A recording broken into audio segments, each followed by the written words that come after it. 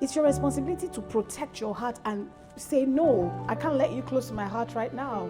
I can't let you close to my heart right now. I'm healing right now. I'm in pain right now. Don't touch my heart. First thing, acknowledge it. Oh, I've been hurt. After you acknowledge it, then you have to get out of there.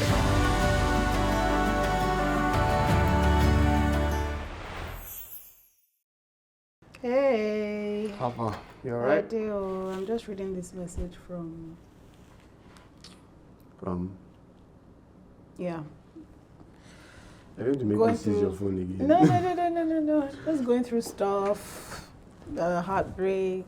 Who's going through a heartbreak? Hasn't healed. Is angry. Who? You can't mention. I cannot say names right now. Anyways, and it's making me think about just how people heal from heartbreaks. Like, yeah. I don't know. Have you ever been heartbroken? Yes. How were you when you were heartbroken? Okay, so I'm And that's what we're talking about today, by the way. We're talking about heartbreak. Yeah, last episode was on marriage. Yeah, how to know you're ready to get married. How to know you're ready, how to know the right person, how to prepare for marriage. That was a bit heated. It was, because you were saying some things. I'm like, what's this guy saying? What was I saying? Oh, is he? Go on. Anyways, but today it's about after finding the one and after... The person you think is the one. The person you think is the one or the person who is the one. It's about getting healing from hurt. Whether it's hurt from a heartbreak, from a divorce, from a loved one who has just hurt you. How do you heal from that? How do you... Okay, so for me, healing is like the word suggests, right? Let's give a physical example. Okay. Excuse me. Or an analogy. If you get a cut on your hand, right, and it bleeds, in that moment it's painful, and depending on how deep it is, you have to soothe it, then you have to clean it, then you have to put a band-aid on it, right? Yeah. When you get hurt emotionally, the problem is because it's not physical and people can't see it, you only feel it. People tend to either ignore it or tend to just cover it up and try to push it away or try to distract themselves with other things. But emotional wounds are real.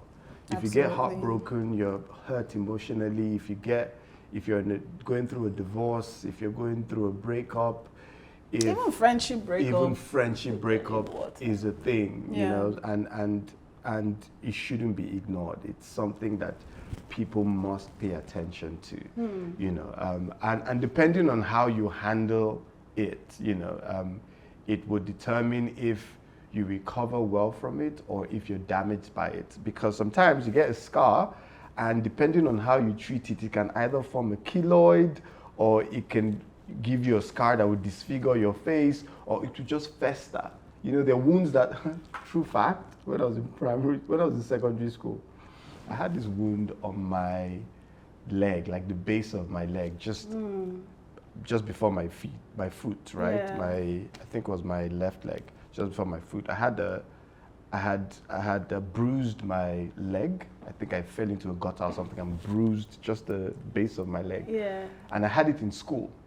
I came back home, and because of infection from water and all of that, then it didn't heal properly. So I had to have pores and stuff. I went home. You know, I got medical attention for it. Everything started to heal. I had to come back to boarding school. And then it got worse again. I think I carried that sore for almost a year. It was so bad. I promise you, it was so bad and disgusting. That's the kind of sores they pray against, though. I promise you. Yeah. So it goes. I use that analogy to say that wounds, emotional wounds, can be that way. Can fester. I'll give you another example. I had this. I was running in Benin. I was running, and there was a broken bottle on the floor, and I stepped on the broken bottle. Unbeknownst to me, there was a piece of that bottle embedded in my flesh. I didn't know. They cleaned it. I think my grandma cleaned it for me, everything. I left Benin, came to Lagos. The wound had healed. But guess what? The glass was still inside. The glass was inside, and the toe was on my toe. The toe started to swell and ache, and I couldn't. For the life of me, I didn't know why. It was swelling. The body is so powerful. I'm telling you. Like the body recognized that there was a foreign body there, and it was reacting. I went to hospital. Yeah. Dr. Etomi, God bless his soul, got me to see a doctor, and they had to do like a mini surgery. Yeah. They had to open the leg, open it, and they took out the shard. It was a shard of glass embedded in my toe. Jeez. So the toe was like, you are not one of us. You're not here. You don't belong here. You can't sit with us. So emotions can be that way as well. You get hurt emotionally, and if you don't deal with it, you try and cover it up with other things, it will fester. And not just you try and cover it up, because sometimes people are not intentionally trying to cover things up. They just don't know how to heal it. Right. The toe, you didn't know what to do. Right. The shard was in there, you didn't realize, you didn't know what to do. You did not see it, you could not recognize it until a specialist saw it and said there must be something here, and then cut it open and brought it out.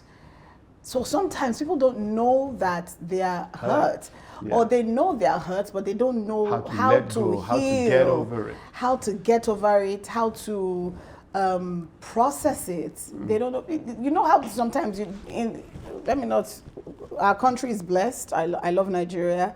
And we've heard of stories in developing countries, right, of somebody being healed for something else. Like somebody goes into the hospital with cholera, for example, then they're treating malaria. Do you understand what I'm saying? Do you get what I'm saying? Yeah. And how I'm linking it now to just the emotional trauma as well, and the hurt. Like sometimes they don't know what to heal, or they are misdiagnosing. They are not going to the root of the problem, and they are treating just the fruits. They're not treating the roots. And so it keeps growing, or something, it just keeps growing back. And a lot of the time we walk around with these emotional baggage. Yes. You're not properly healed from a relationship, you're jumping onto the next one. And you're trying to use the next person as a rebound to cover up, or to try and deal with the situation that you just got out of. Sometimes we claim that we've forgiven, I've forgiven, I've forgotten, but you haven't. It's still there, and you're holding that person. That often happens a lot, and you think you've gotten over something, I almost said, but you're holding it. I almost said, girl. I got you, girl. No, but for real though, and when that person's name is mentioned, my dear, or you see something related to that person, the way your heart just I know. You know that there's a trigger almost, and your heart just skips a beat. You know that that thing isn't sorted. But I think like heartbreaks from relationships hurt a lot, and maybe, well, you know what, you can't really say, oh, this one hurts more, because it depends on each person's capacity. Someone can say hurt from a mother hurts more than hurt from a friend, or than hurt from a boyfriend, So, I mean, I guess it's how different people choose to assess what they're going through. But the important thing is to assess. The important thing is to acknowledge. It's like the wound in a leg, right? You are limping. You decide, you know what, I need to put this leg in a cast. Do you know, I wrote an article once that I never published, and I need to find it. It was, put your heart in a cast, or heart in a cast. Because, like you rightly said when we started, a broken leg, they carry the person in Lagos, they carry the person to Igbobi, or, let's just say Igbobi, right? And then they can put the leg in a cast. And everybody can see, this leg is in a cast. People are writing notes on the cast, get well soon, all those things that they used to do on cast, right? That analogy. Everybody, thank you. Everybody can see that this person's leg is broken. Please, don't stress the person. That's not the time you'll be telling the person, come and play football with us on Saturday, or please help me go and get something downstairs. That's not the time, because everyone can see that the leg is in a cast. But the heart, you can't see it. You cannot see it. And people around you cannot see it. But it is your responsibility with the person with the hurt heart, to protect yourself. The way you protect that leg and say, please don't step on my leg, please don't step on my leg, please don't step on my leg, sort of thing. Let's say the leg was not in a cast. Please don't step on my leg, please don't step on my leg. It's your responsibility to protect your heart and say, no, I can't let you close to my heart right now. I can't let you close to my heart right now. I'm healing right now. I'm in pain right now. Don't touch my heart. Do you understand? But people don't take the time to acknowledge that they are hurt, that their heart is broken. Okay. And so they still let people in, and people are coming and touching the heart and touching the sore spot, and the place is not healing. And then they carry that until sometimes they implode or explode. And then we have trauma. I think it causes road rage as well. This thing I just said, road rage just came to my mind. I was going to ask what are the practical steps to take to dealing with heartbreak? One, acknowledge that you're heartbroken. I think that's a great place to start. And just protect yourself in that moment. No, I'm not making new friends right now. One friend just broke my heart. Or I'm not going into a relationship right now. One person just broke my heart. Acknowledging that you're hurt.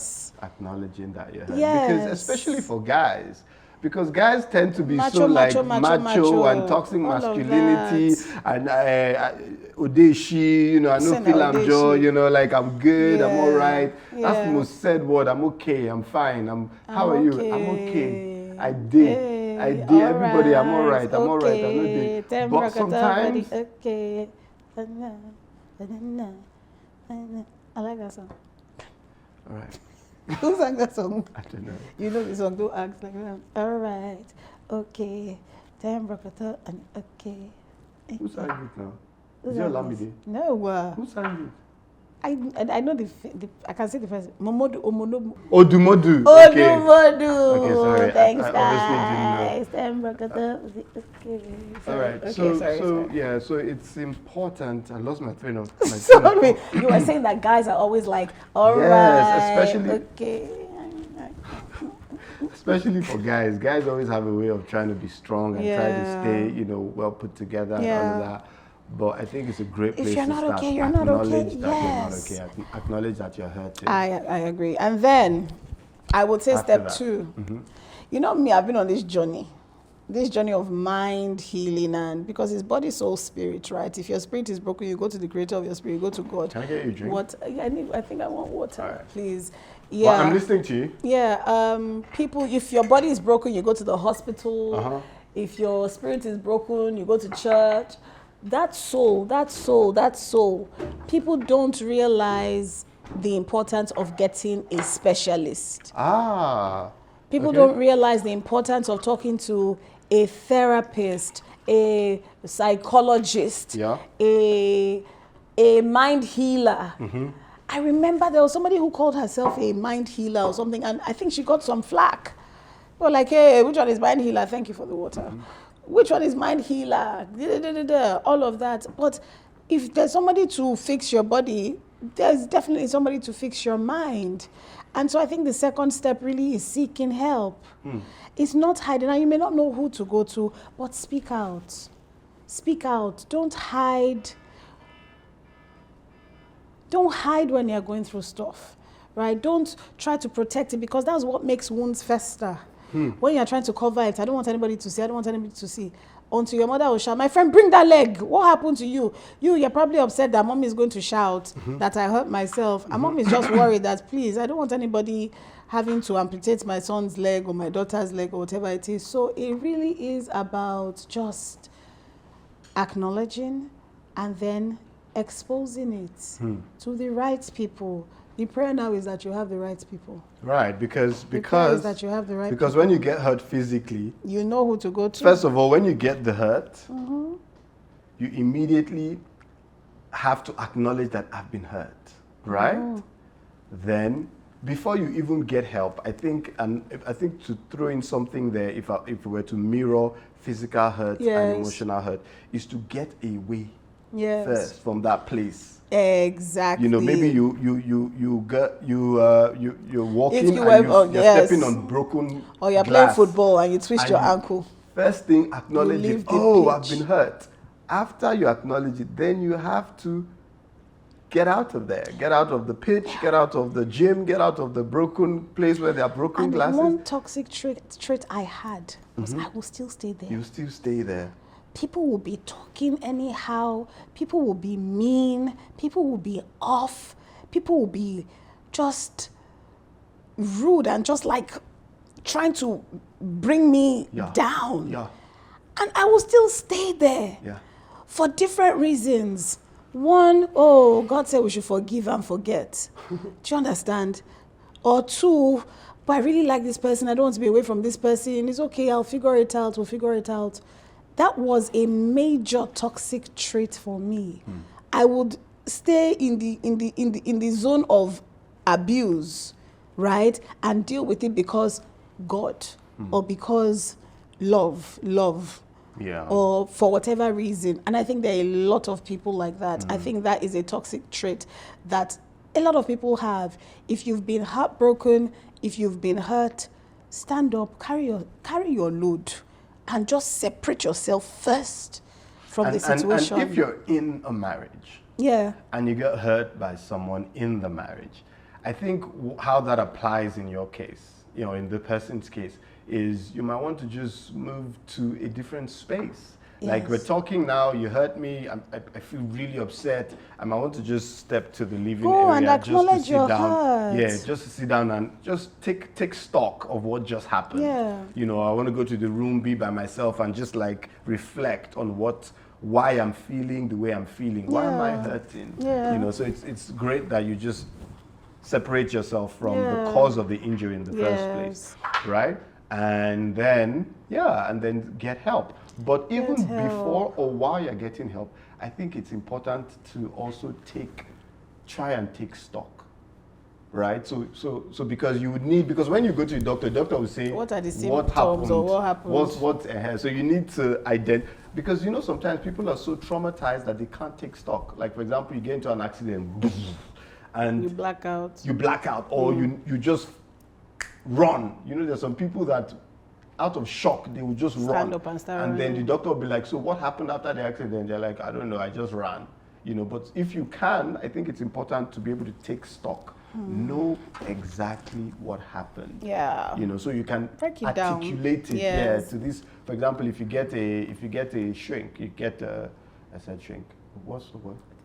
Therapist. You're speaking to a therapist, you need to be able to articulate exactly what happened, why you're feeling what you're feeling, what the person did to you, all of those things. Dear. Not being able to express yourself could be also a sign of trauma. I think everybody can express themselves. Okay. But I think there are different ways of expressing yourself. I think that we all have our own way of just letting out and I think I'm going in a different direction now. I'm thinking creativity right now. Not everybody can talk, not everybody can articulate themselves, but some people can draw, and some people can dance, and some people can play that music. a lot. Kids can express trauma. Yes. If you tell a kid to paint, sometimes the kid will paint a monster and they don't do their face like that. And the kid is actually expressing trauma. So it's or writing. So it's important to listen, watch beyond what's beyond the obvious. Yes, I saw something actually recently, and they talked about having a notepad when your kids turn 8. They called it a name, but a notepad and pen in the kids' room. And what that notepad basically indicates or signifies is you can write anything.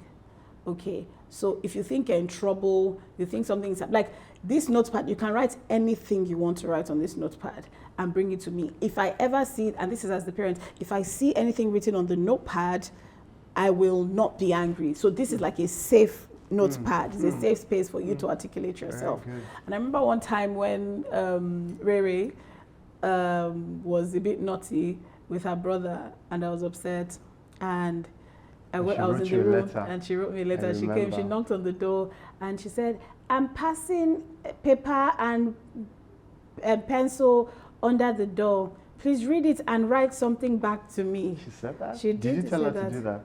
No, I let her to do that. So she came, and so she slid the letter under the door, and I was actually upset. I was actually like, why are you doing that? Yeah, her and her brother had a fight, whatever. So she slid it under the door with the pencil, and I opened it, and it was, I am very sorry, I was wicked to my brother, I won't do that again, please forgive me. Then it was, do you forgive me, with a question mark. And I just thought, wow. Because at that point, maybe she felt she couldn't come talk to me, and she could not, like, I don't know, but that was the safest way, I guess. I mean, but that was the way out. Adults should learn to do that. To just articulate yourself. Send a text. Yeah, write something down. Like put an entry into a diary. Because sometimes you might not be able to talk to someone about it, but you can write, you can reflect on it, and it helps you also remember. So that when you need to remember exactly what happened, you have a reference. You have a reference. And then also write to your friends, write to guys. I think women were fine in this regard, and I think this is why sometimes we just find safe spaces. We talk easily, at least some women that I know. We speak easily, we can tell ourselves, hey, see, this is how I'm feeling right now, this is what is happening right now. Not so much for guys. So again, I may be wrong because I don't have stats to this right now, but guys tend to be more like just, there's like pent up anger, pent up frustration, just pent up things. And so when they explode, they explode. But a woman has talked, I don't like what you did to me, I don't like how you said it, you should not have, she has said that one has kind of gone. Do you get? So she's not piling up and piling up. If she's talking about something new again, it's something new. She may make reference to that just to look for trouble. Because I think traditionally men haven't been raised to be very expressive. But that's changing. But it's changing, and we're encouraging men and boys to speak up and express themselves. We're encouraging women also to raise their sons differently. You're not telling your boy, don't cry, you're a boy.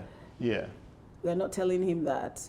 So if you're heartbroken as a guy, it's okay to say so. Say something. It's okay to say that, I don't feel great right now, I feel heartbroken. Right? And if heartbroken is too mushy a word, just say you're not all right. I'm not okay. I've chopped breakfast. I'm not okay. So you get injured, you acknowledge it, you extract yourself from the situation, you articulate or you take stock of what happened, preferably if you can put something down, you know, and then you get help. You get professional help. You get professional help. And I keep hearing things like, oh, therapists are expensive. This is beginning to sound like the therapist session. The therapist, no therapy company is sponsoring this thing. But yeah, I hear people say that therapists are expensive. But I've come to realize, after talking to a few friends there's a friend in Canada, 2 friends in America who have living nannies. And you know how living nannies is an expensive thing to like middle class or maybe lower upper class people. And it's like, oh, living nannies in America or in England, all of that. And one of them said to me, Toyosi, I treat this like I treat any bill. I treat it like I treat it is on my list of things to pay for. I'm paying my mortgage. Your utility bill. Thank Light, you. It's right there. Energy. And you do that for what is important to you. Living nanny is right there. So if you have to not buy those pair of shoes, or you have to not go and watch a movie, or you have to not go to that restaurant, or you have to deprive yourself of whatever it is therapy. To get that thing, then do it. But treat it as important. So it's not a rich therapy, is not for rich people. It's for people who want to be whole.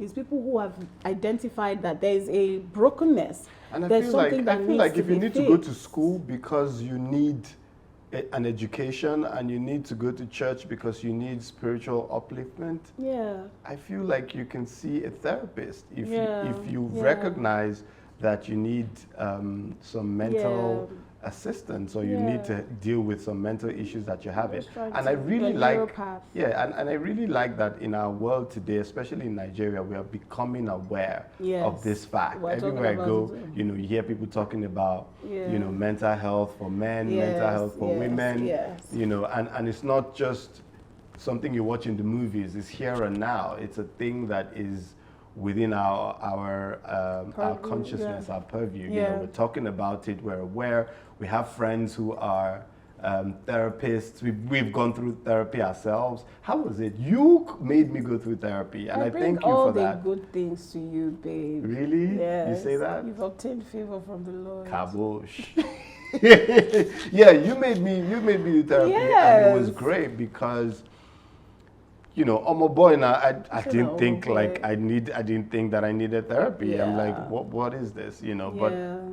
And thanks to our therapist, she just identified those areas that needed work, and she was just spot on. She was just spot on, and she was very helpful to us in our personal lives and in our marriage. And still very helpful. Yeah, maybe we'll bring her on. I think we should. Maybe we should bring her on. We should. We should shout out to Muriel. Yes. Woo! Yeah, maybe we should bring her on and just have her talk. Some other time. But for challenges that are not yours, you know that there are some external wounds that you know that this one is plaster. You can do first aid. You can just quickly go and you just go put some salt in it, put some seasoning. No, we're not putting salt and maybe some olive oil. Anointing oil. No, but for real. What was happening one time that I brought an anointing oil, then the king just said, please take this person to the hospital. But but yes, for those situations, I think we need to talk about letting go. How do you let go of a hurt? Like, you don't have time to get professional help, or you're alone somewhere, or it doesn't even need professional help. How do you let go? How do you work through the process of letting go? So you've acknowledged it, you've extracted yourself, you have taken stock, you've identified what the issue is. This person hurt me. How do you let go? I think, personally, it has to do with a lot of what's the word I'm looking for now? You have to talk yourself through it. You have to talk yourself into letting go. Like somebody can say something that really hurts you. You can either let the person know, and it may help to just let the person know that, hey, you said this. But what's bad now is if you tell the person and the person is like explaining it away or not. Or gaslighting you. Or gaslighting you, not paying attention to it. Then I think you just, you know what, this person doesn't know better. For my own sake. Thank you, that's so powerful. For my own peace of mind, I will release this person. I don't send this person, the person is non-existent. And there's something I do, and let me know if you think it's bad. If somebody has really just messed up, right, and there are very few of them, really messed up, and I'm trying to explain and the person is just like not getting it, or the person has messed up so bad or cannot acknowledge that they've messed up, are still trying to act like they did not mess up, somehow it's almost like I take them out of my consciousness. Like, it almost becomes like, I never knew you. And let me know anything, maybe I should talk to a therapist about this. But like, I will walk into a space, if I see that person, I will tell myself mentally, I'm going to treat this person like I would treat someone that I never knew. So I'm not hurt because we've not been introduced. I don't know you. I mean, I don't know how practical that is, or how realistic it is. I actually forget the incident. And the people. I erase them, so I see them and I can actually still greet the way I would greet a stranger. I'll be like, oh, hi. You know what I mean? If they're standing with somebody that I know, I'm not just going to blank them and act like they're not there. Was that selective amnesia? My dear, see, I think it works. I actually think it works because I take them out of my psyche, of my hard drive. Yeah, so for me, the way I think it works for me is, first of all, like you said, I acknowledge the fact that letting go does me good. Yes. Like, it's part of my healing process. And you need to acknowledge that if you don't let go, you're doing yourself harm. you're hurting yourself, not this person, not them. Yourself. You know, so it's instructive to first, you know, be aware of the fact that you need to heal, so you need to let this person go, right? It's like you're fighting and someone stabs you with a knife, and the knife is there, and you're like, you know, you're still trying to tell the person, you stabbed me, why did you stab, you know, like first deal. And the way to deal is by take your eyes off this person who hurt you, take out this dagger from your heart and heal, you know. So you just let this person go first. Don't hold on to this person. Let this person go. Yeah. It's part of the process. Absolutely. Take out this dagger from your heart and deal with the wound. An analogy that just reminded me of was somebody said, if a snake bites you, it is foolishness to run after the snake. To be chasing the snake. And be saying, why did you bite me? Why did you bite me? It's a snake, that's what they do. My dear, it's a snake is a snake. You let the snake go and you heal yourself and ensure that you don't put yourself in that kind of environment again where the snake can bite you. I mean, you do your best. Another thing that helps me is knowing that men are fallible. No one is perfect. No one is perfect. Yeah. Humans, as long as you're a human, you have the capacity to hurt. You have the capacity to be hurt, and you have the capacity to hurt others. And the fact that you can hurt others should make you forgive. Forgive people. The fact that you yourself are not perfect and you've hurt people before, you might still hurt people in the future. It should help you just let it should let you just let people go. Like, just forgive and get on with it. Don't take people too seriously. Understand that, you know, don't put people on a pedestal. My dear, they are not God. That one. They are humans, and humans will fail. Humans will hurt. Absolutely. You know, so it's just, do you need something? I want to snack on something, but it's okay. Okay, it's just to, and once you just get that in your mind, then it's easier to forgive. It's easier to just know that, look, in this business of living, people will hurt you, you will hurt people. But question, should you have expectations, more expectations of some people than others? It's natural, I think. I think it's natural to have higher expectations. For example, your spouse. Yes. It's natural to have higher expectations from your spouse. Expect that your spouse should know what you want, should be more careful with words spoken to you.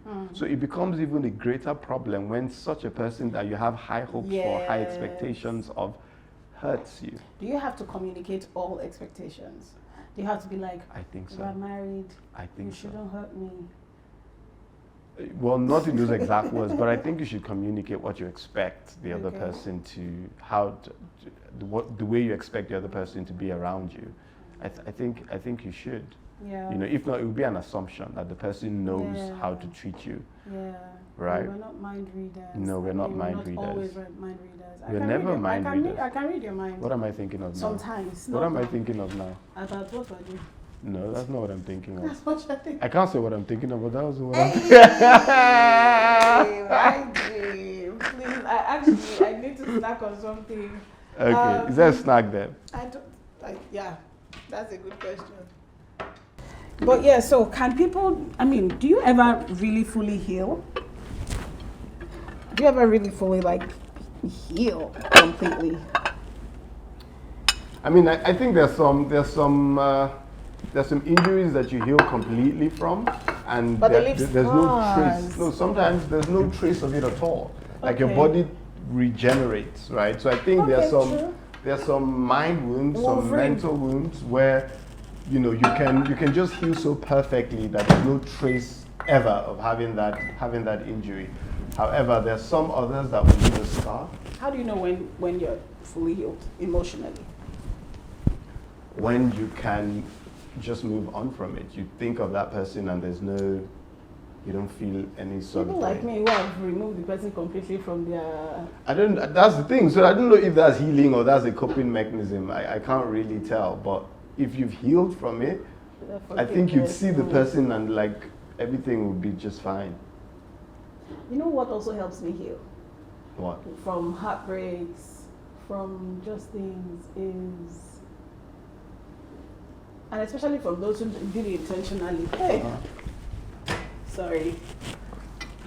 Especially from those who did it intentionally, is even with everything you did, you didn't stop my growth. Do you get? I tell myself that, like, even with everything the person did nothing. Even with everything the person did, they didn't stop. In Yoruba, it's like, like they didn't stop God's work. So you're out there plotting, you're out there scheming, you're out there resentful of me, you're out there just being mean and unkind and all these things, talking about me and whatever it is. And this, I'm talking about people in my circle, not strangers on the internet, right? I'm saying that you had access to me and then you abused that access and you did it intentionally for whatever reason. Everything that you did didn't stop the move of God. Like, I'm still growing. Mm-hmm. I'm still standing. Of course. I'm still moving. Of course. And so I think that is also a way to just forgive people. Like, listen, they did all of this, but you are still, that's still okay.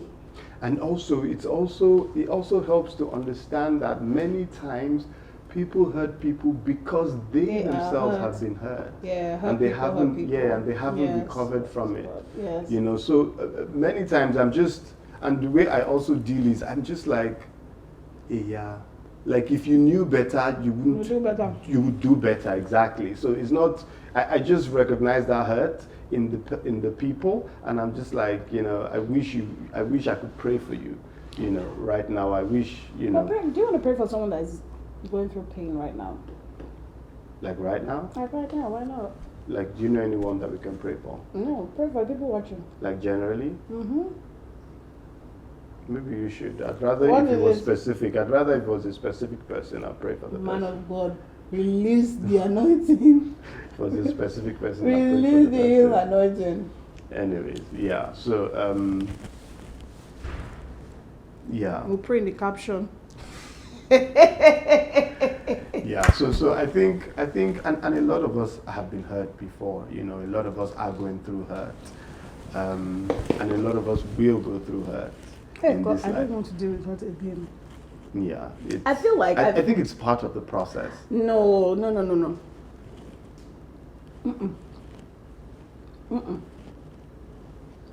I think you get to a point, and I may just be going off right now, but I think you get to a point spiritually where you see hurt coming. So it loses its power. It loses its power. I mean, I'm sure that's possible, but even Apostle Paul was hurt. You know, when certain people in his party decided to leave him or something, you know, there's that story of... But I don't think he was caught unawares. You know what hurts more? When you are caught unawares. Right. But when you are caught unawares, when you see it coming, when you know that... it still hurts. 2 + 2 is about... But I think you can chest it better when you... Yes, you are better when prepared. You see it coming. Yes. When you see it coming than when at you work. when at work, it was almost like there was, I don't want to call it a mass exodus, right? Mm-hmm. But it was somebody left and then another person left and then people left, and it just felt like people that I thought like, oh, dream team, let's go, let's make this happen, let's get this, let's build this company together, let's build this thing together. And then it was like they were leaving, but for each one, I knew when the person was about to leave. One, I had a dream that we were organizing a send forth for the person. I don't know if it was a dream or a vision, but organizing a send forth for the person. And so when the person sent a message, it's hard for me to say this, but I have to leave the company. I was like, it's okay, because I had seen it, right? And then for some, it's like, I just know, this one is almost on there. Yeah. And I just know. So I think it takes the pain out of the thing. And I think sometimes God allows us to go through these painful episodes so that we can lean on Him, we can depend on Him. Because sometimes we're so dependent on ourselves, we're so dependent on people. We're like, that my uncle got me, my wife, my husband, we build this crutch that we use people as crutches, you know, to lean and to depend on. And sometimes God just takes away those crutches from us, and then you're exposed. And you have to learn that in this life, we trust God and God alone. Yeah. You know, don't lean on people, because people are people. People are people. You know, people are people. People are hurting, people are healing, people are dealing with their own things. And I've learned to try and not make things personal. I mean, this is my learning curve as well. But some things are personal, though. You just have to learn not to make it personal. It might be personal. Like those people that what they did to me. Here, listen. Those are your friends. Can you listen to me? I'm listening. Are you sure you're listening? I'm listening. Okay. You have to make it not personal. Okay. It's your responsibility not to take it as a personal hurt. It's another way to deal with it. You can take it as they are having issues. They are going through things. Don't make it, oh, these people have done this to me. These people did know better, so they were trying to do this, and this is how it turned out. I actually hear you. Because at a point, I had to get to that point where I was like, you know what? These people were looking out for themselves. Maybe out of fear. Maybe they're looking out for themselves. For whatever, so they did their own thing. You know, and then when you recover that way, another thing to try and do is don't expose yourself again. So protect yourself. You lawyer. Are we talking about the same thing now? We're talking about relationships here. Yeah, we're talking about relationships. Relationship. So protect yourself. Don't expose yourself again. Don't expect too much from people. You know, don't just protect yourself. Especially creatives. Especially creatives. Because creatives are loyal to their talent, they're loyal to their gifts, they're loyal to their pockets. Please don't use this platform to be trying to deal with. See a shrink. They're loyal to their pockets. See a therapist and don't use this. Don't use that platform to deal with their own issues. So to deal with that, moving forward, you are lawyer of contracts left and right. Pa, pa, pa, pa, pa. Can I see you sign? Will you give your husband or your wife contract to sign? If we're handling a business relationship, if we're handling like a business, if it's a business thing, yeah. And if it's not? If it's not, no. So what if you get hurt from things that are not business? Okay, well, let me not say no. Let me not say no, because there are people who because have even to sign marriage prenups. is a contract. Yes. Right? Yes. People sign prenups, people sign all those things. All of that. So a contract won't even protect you. There are people that have prenups that their marriages are in shambles. Yes, so but he protected them, he protected their assets. It's protecting assets, it's not protecting your heart. But imagine if the assets were gone as well. How do you protect your heart? Let me tell you how you protect your heart. Trust in the Lord with all your heart. So carry that heart and give it to the Lord. And say, let the Lord guard it for you. Around. I hear you. Let the Lord guard it for you. I hear you. There really is. I don't know how people do life without God. Not even trying to. It's not even like a sermon or anything. I don't know how people do life without like intimacy with God, because you can't do things in your own power. This world is a mess. Is a mess. Everybody's looking out for themselves. Very few people are selfless. And I mean, just trying first. Nobody's thinking of you and let me look out for this person at my own detriment. No. And just trying to be kind to people, trying to not hurt people, is such a God thing. You know, the nature of love itself. Yeah. And living by love. I really want to eat this thing well. It's a God thing. I hear you. I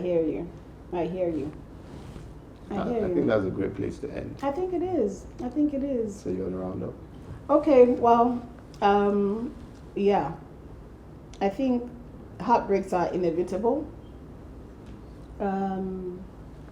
Heartbreaks are inevitable.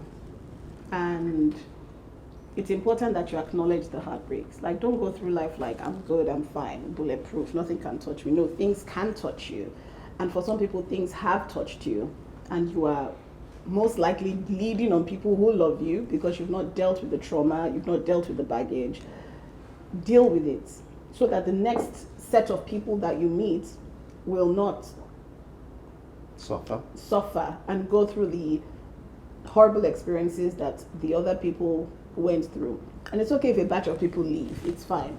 But the new people that are coming in, treat them with love, okay? Treat them with kindness, treat them from a pure heart, with the purity of your heart, or from the purity of your heart, and just get rid of all the gunk and everything that is in there, okay? Acknowledge it, deal with it, and live your best life.